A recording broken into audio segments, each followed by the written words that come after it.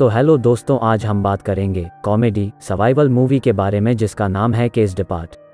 तो मूवी की शुरुआत वेस्ट इंडीज़ के दो अलग अलग सौतेले भाइयों जिनमें से एक रेजिस और दूसरा जोएल के साथ शुरू होती है। पर दोनों भाई अलग अलग शहर में पूरी तरह से एक दूसरे से अलग जीवन जीते हैं और पता चलता है कि जोएल कुछ ही दिनों पहले एक बूढ़ी औरत का पर्स चुराने के लिए अपने दिन काटने के बाद जेल से बाहर आया है। फिलहाल वो अपनी माँ और अपनी 9 साल की बेटी के साथ रहता है। अपने जीवन में वह एक बेरोजगार है और अपने सभी आने वाली समस्याओं के लिए वह अपने रंग को दोषी ठहराता है, लेकिन पता चलता है कि उसने कभी भी गंभीरता से काम खोजने की कोशिश नहीं की।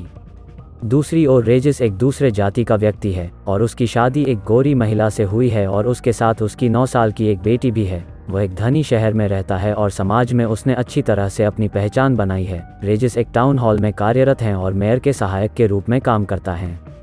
एक दिन रेजिस को अपने चाचा का फ़ोन आता है और उनसे उसे पता चलता है कि उसके पिता जल्द ही मरने वाले हैं और बूढ़े आदमी की अपने सभी बच्चों से मिलने की एक अंतिम इच्छा है। हालांकि रेजिस अपने पिता को कोई सम्मान नहीं देता है क्योंकि जब रेजिस बच्चा था तब वह उसकी माँ और उसे छोड़कर चला गया था, लेकिन उसकी सिर से कोमल पत्नी उसे धमकी देती है कि अगर वो अपने पिता को एक आखिरी बार मिलने नहीं जाता है तो वो किसी और आदमी के साथ शादी कर लेगी। उसके लिए कोई रास्ता न होने के कारण उसे सहमत होना ही पड़ता है।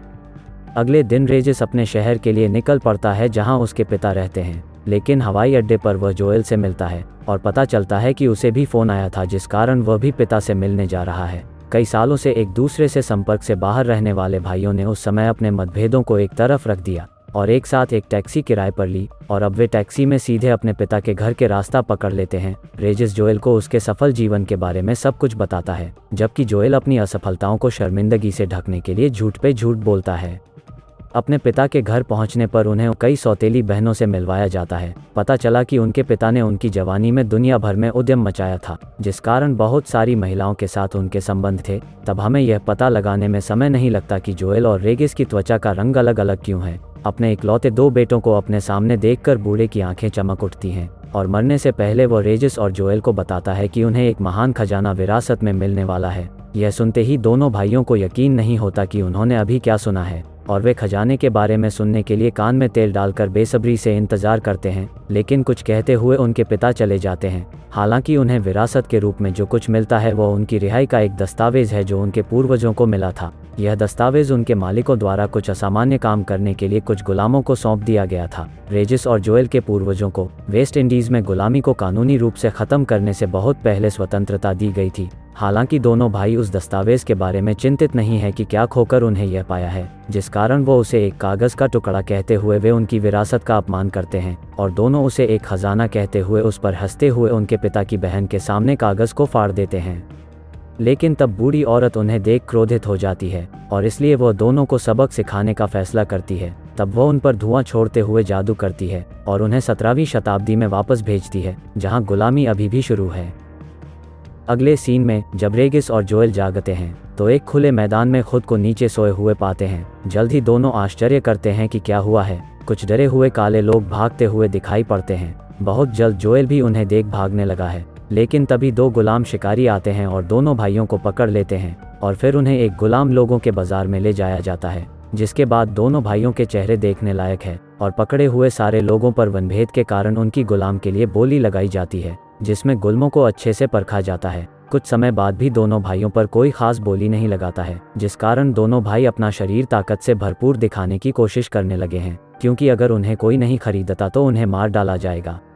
लेकिन तब एक जमींदार जर्सडेन दोनों भाइयों को खरीद लेता है, जिसके बाद जोएल को खेतों में काम पर रखा गया है, जहां वह एक क्रूर हेनरी नाम के आदमी की देखरेख में काम करेगा। पर उसे यह समझ नहीं आता कि यह किस तरह के लोग हैं। सुबह से शाम तक काम और खाना हराम। जबकि रेजिस को जमींदार की रसोई में भेजा जाता है, जहां वो गोरे लोगों के बीच नौकर के रूप में काम करता है, लेकिन वहां पर खाने के दौरान सभी लोग उसकी गंध के कारण रेजिस का मजाक उड़ाते हैं।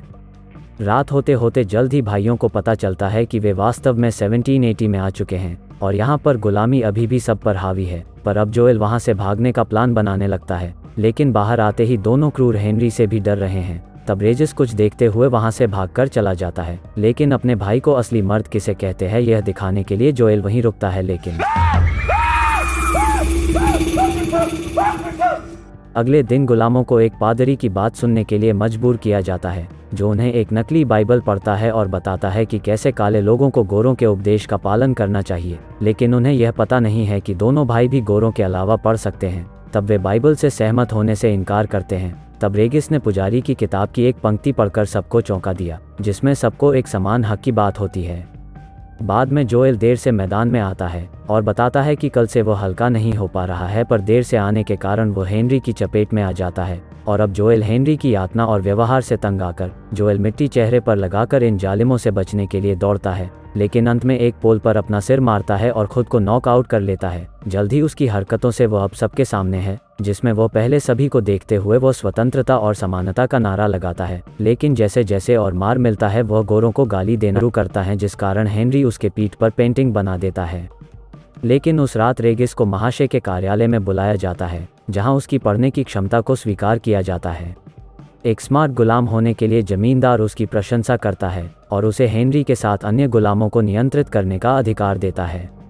इस बीच जोएल अपने घावों का इलाज एक गुलाम लड़की रोजली से करवा रहा है। उन्हें मिले हुए केवल 5 ही मिनट हुए हैं, लेकिन जोएल ने उसे पसंद भी करना शुरू कर दिया है। बातों ही बातों में वो सही समय पर उसे चूमने के लिए झुक जाता है, लेकिन विफल हो चुका है। फिर रोजली बताती है कि वह किसी और गुलाम से प्यार करती है जिसका नाम इसिडोर है, लेकिन जल्द ही जोएल अपने टूटे हुए दिल को संभाल लेता है।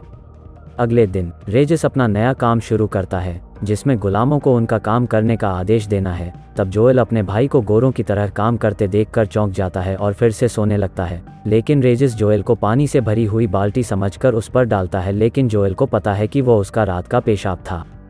काम पर जाते समय जोएल उसे यहाँ से भागने के लिए कहता है, लेकिन रेजिस अपने सौंपे गए अधिकार की अब कम परवाह नहीं कर सकता था और वह अपने नए मालिकों के प्रति वफादार बना रहता है और पूरे दिन काम की रिपोर्ट महाशय जर्सडेन को करता है।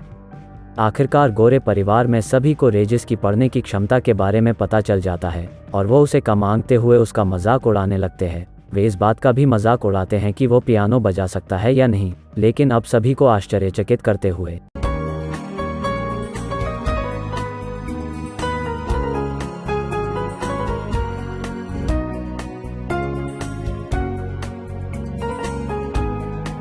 लेकिन इसका परिणाम यह होता है कि उसे गोरों द्वारा बुरी तरह से पीटा जाता है। अंत में तंग आकर अब रेजिस बस कैसे भी यहाँ से बाहर जाना चाहता है और अगली सुबह दोनों भाई इसहाक नाम के एक आदमी की गाड़ी में चुपके से कूदकर वहाँ से भाग जाते हैं। जब वे उसके स्थान पर पहुँचते हैं तो इसहाक उनके पास आता है और बताता है कि उसे पता था कि वो गाड़ी में बैठे हुए हैं। तब दोनों भाई उससे दया की भीख मांगते हैं, लेकिन उन्हें यकीन नहीं होता कि इसहाक भी भेदभाव के शिकार हैं और वो उन गोरों से नफरत करता है जो इंसानों को गुलाम बनाते हैं।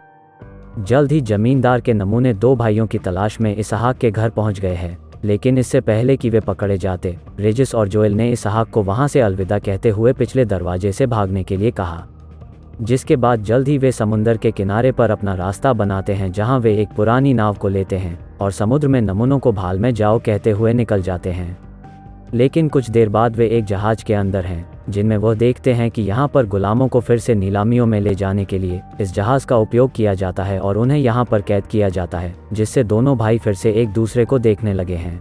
अंत में दोनों भाइयों को उसी बाजार में लाकर खड़ा किया गया है, जहां उन्हें जमींदार के नमूनों द्वारा खरीदा जाता है। उनकी किस्मत अच्छी होने के कारण उन्हें जंगल से जाते समय दोनों भाइयों को एक अफ्रीकी जनजाति द्वारा बचाया जाता है, जो खुद को मरून कहते हैं। यहाँ यह पता चला है कि जनजाति के लोग अपने मालिकों से भागने से पहले एक बार गुलाम ही थे, जिसके बाद जनजाति में दोनों का स्वागत किया जाता है और वे कबीले के नेता के साथ समानता और अधिकार के साथ नारे लगाने लगे हैं। हालांकि रेजिस अपने जीवन में एक गोरी लड़की से विवाहित है। जब मरून लोग गोरों को मारने की बात करते हैं तो वह उनका साथ देने से मना कर देता है। यह बात जनजाति को क्रोधित करती है और वे जल्दी से भाइयों को दंडित करना चाहते हैं, लेकिन रेजिस और जोएल जनजाति पीछे छोड़ते हुए भागने लगे हैं।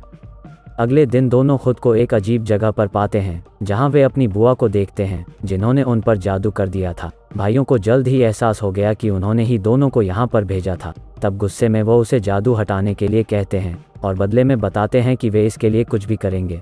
तब शुरू में बुढ़िया मना करती है, लेकिन जब भाई मिन्नत करते रहते हैं तो वो उन्हें एक इशारा कर देती है। वो उन्हें बताती है कि उनके लिए वर्तमान में वापस आने का एकमात्र तरीका है कि वे अपने पूर्वजों इसिडोर और रोजली को मिला दे मतलब आप समझ चुके हैं। और बुढ़िया उन्होंने की हुई गलती को सुधारने के लिए भी कहती है। गायब होने से पहले वो पीछे एक अपना सुट्टा मारने वाला पाइप को छोड़ जाती है और भाइयों को बताती है कि जब वे अपना मिशन सफलतापूर्वक पूरा कर लें तो इसका इस्तेमाल करें। जिसके बाद दोनों इस समस्या से निपटने के तरीकों पर विचार करने लगे हैं। अगले सीन में जोएल और रेजिस वापस लौट आते हैं। यहाँ से भागने की सज़ा पर उन्हें तोहफा कबूल करते हुए ब्रांडेड होना पड़ता है। जिसके बाद फिर वे अपनी झोपड़ियों में लौट आते हैं और अपने काम की योजना बनाने लगते हैं। इस बीच हवेली के अंदर गोरे लोग जर्सडैन की बेटी की शादी का जश्न मना रहे हैं।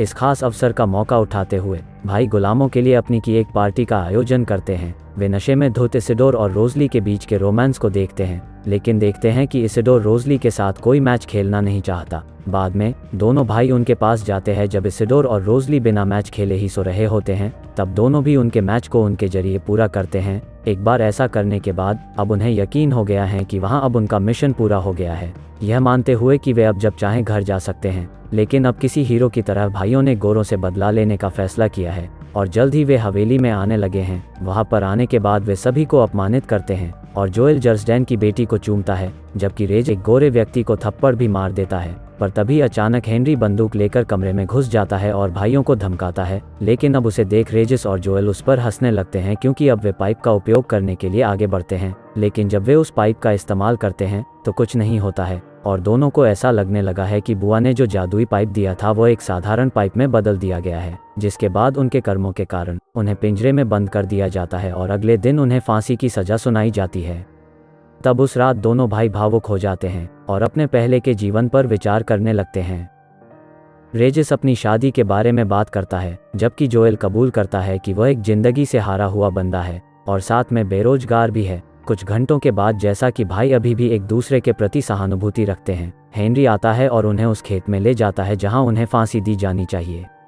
लेकिन फांसी से ठीक पहले जर्सडैन का बेटा विक्टर जंगल में भाग जाता है, क्योंकि वो यह नज़ारा नहीं देख सकता। तब रोज़ली उसका पीछा करती है और जल्द ही उसे पता चलता है कि वह पास की नदी में गिर गया है। तब परिवार के सभी सदस्य घबराकर नदी की ओर भागे और तभी इसिडोर हंगामे का फायदा उठाता है और हेनरी को नॉकआउट करते हुए दोनों भाइयों को बचाता है। फिर वो उन्हें उनके जीवन के लिए दौड़ने के लिए कहता है, जिसमें वो हमेशा से आगे रहे हैं। जैसे ही भाई भागते हैं वे विक्टर को देखते हैं जो धारा के साथ बह रहा है। बिना कुछ सोचे समझे रेजिस खतरनाक नदी में कूद पड़ता है, लेकिन जोएल को अपनी पीली चड्डी में देखते हुए आश्चर्य हुआ कि रेजिस तैर नहीं सकता। इससे उसका काम और भी मुश्किल हो जाता है, लेकिन किसी तरह वह अपने भाई और विक्टर दोनों को बचा लेता है।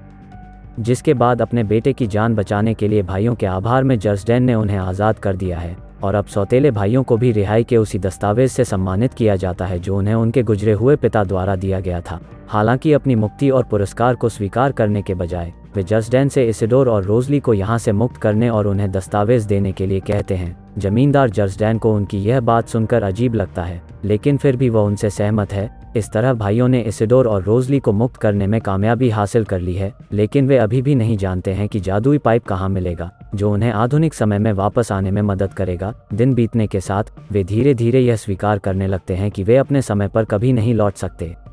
लेकिन एक दिन इसिडोर और रोज़ली दोनों भाइयों को अलविदा कहते हैं और कागजात के साथ उस जगह को छोड़ देते हैं। जैसे ही दोनों उन्हें दूर से जाते हुए देखते हैं, हेनरी उनके पास आता है और उन्हें काम पर वापस जाने का आदेश देता है। फिर वह अपना पाइप निकालता है और उसे खींचना शुरू करते हुए दोनों भाइयों के चेहरों पर धुआं उड़ाकर उन्हें नीचा दिखाने की कोशिश करता है। पर अचानक तब दोनों गायब हो जाते हैं और हेनरी इस बात से बौखला गया कि दोनों कहाँ चले गए। पर पता चलता है कि हेनरी ही वह था जिसने उनसे पाइप चुराया था।